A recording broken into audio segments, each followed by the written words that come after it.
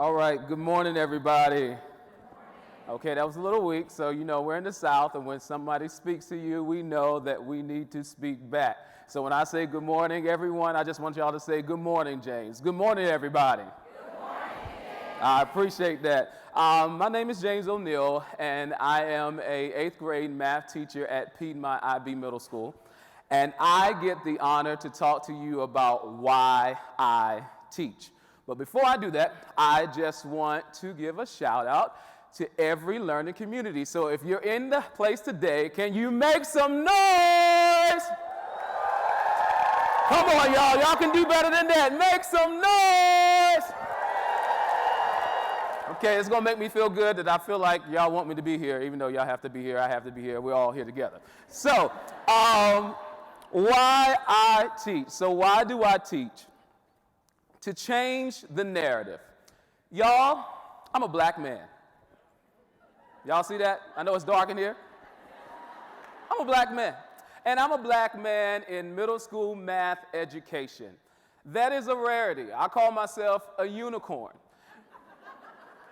Because black males make up 2% of the teaching population here in the United States. So when I stand before my students, there is a chance that they've never seen me in this role before. So I get to change the narrative. Just the other day, I was on LinkedIn, and I met another black male teacher, and he teaches, y'all say what? Spanish. I was like, where they do that at? Like, apparently they do that here. I was like, I am no longer a unicorn. Sir, you are the unicorn. I was like, senor, senor, senor, take my horn. Like, seriously, because I don't know how to say take my horn in Spanish, so all I knew how to say was senor. Like, I've never met a black male Spanish teacher. And the honor that we get is to change the narrative. And we all get to change the narrative because I realize this. Our kids don't hate school. They hate consistent failure. Like, seriously, no child wakes up in the morning like, oh, I'm off the field first period, second period, third period, fourth period, lunch, gym, I'm off the field. You're like, no one wants to do that. Even us as adults, when we're in a toxic environment, we're like, 2 weeks notice, transfer, gonna find a new career, gonna go home and raise my kids. Like, our kids can't do that. I've never had a student come to me and be like, Mr. O'Neill, this is my 2 weeks notice. I'm not coming back. I hate this school. I hate you. I'm not coming back. Like, I will look at that child and be like, if you don't go sit down somewhere, I'll see you tomorrow. You'll be right here tomorrow. But we get to change, all of us get to change the narrative. And so why do I teach? It's simply because I love it. I really love what I do. And when I begin to sit down and ask myself, okay, so why do you love this so much? And I just concluded this is the reason why I love it. Because I'm a boss.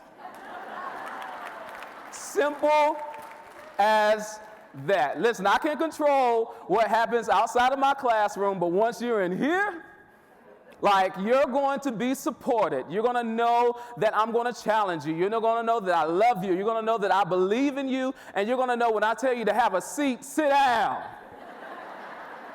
Now, I might have to say it 3 times. Y'all in elementary school, I don't know how many times y'all have to say sit down. But you're going to eventually sit down. I'm a boss. Everybody say, I'm a boss. We are bosses. We get to create amazing, amazing atmospheres where kids get to come together and they get to learn. And y'all know we do more than teach. We teach hygiene, Lord. We teach everything, life skills. And so even though we have a content, we get to create an atmosphere where our students get to learn. So why do I teach? I teach because a teacher changed my life. That is the reason why I teach. If you would indulge me for these last couple of minutes, I want to share my story with you through spoken word of why I teach. A teacher changed my life. Sitting in class, watching those who are the complexion of the opposite leave.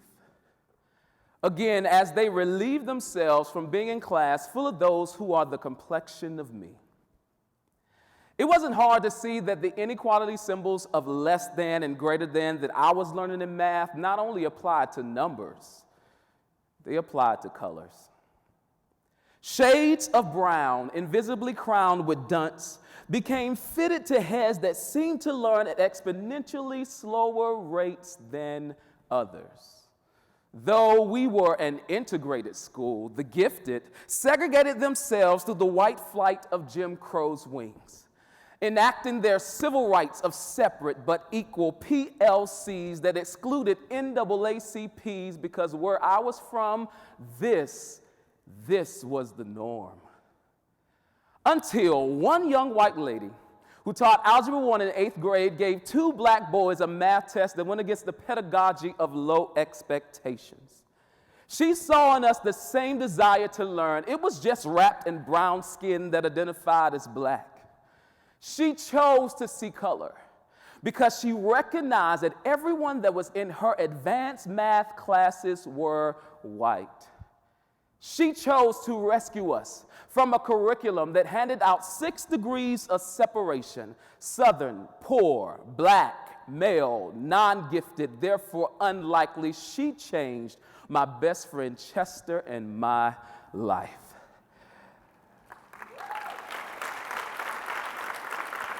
It wasn't as if I didn't believe I could do it. She believed I could. Her expectations of me tore down walls built by bricks of shame, inequity, and what's wrong with me? Her expectations of me exposed me to a land of possibilities found only in books where fairy tales exist, and those that were asleep there were awakened by a kiss. She became the Peter Pan to 2 lost boys, giving us access to Neverland.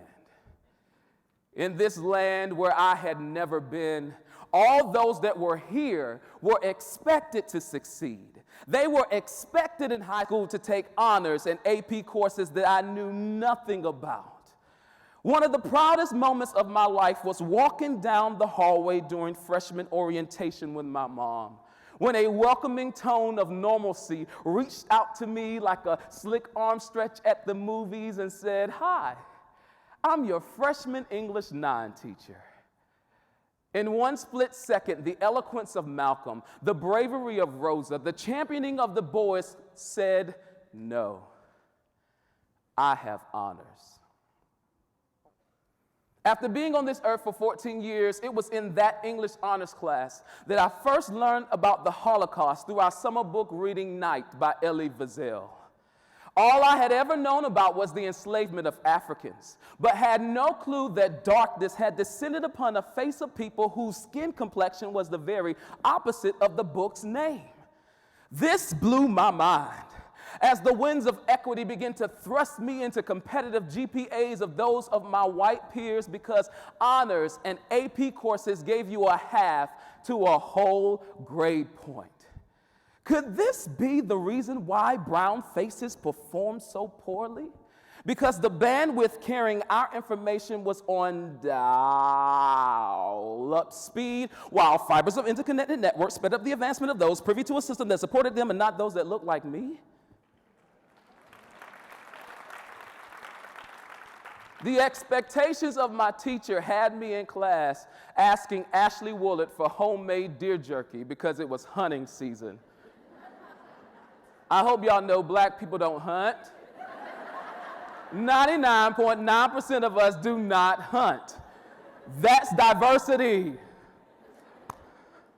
In all seriousness, I begin to walk the trail of tears paved by my ancestors, just to be draped in cords that used to shackle them, but now loose me to pursue the dreams of a king. In 8th grade, I fell in love with math. And 20 years later, I find myself teaching in the same grade and subject where one teacher's expectations of me changed the course of my life. Thank you, Mrs. Simmons. Thank you.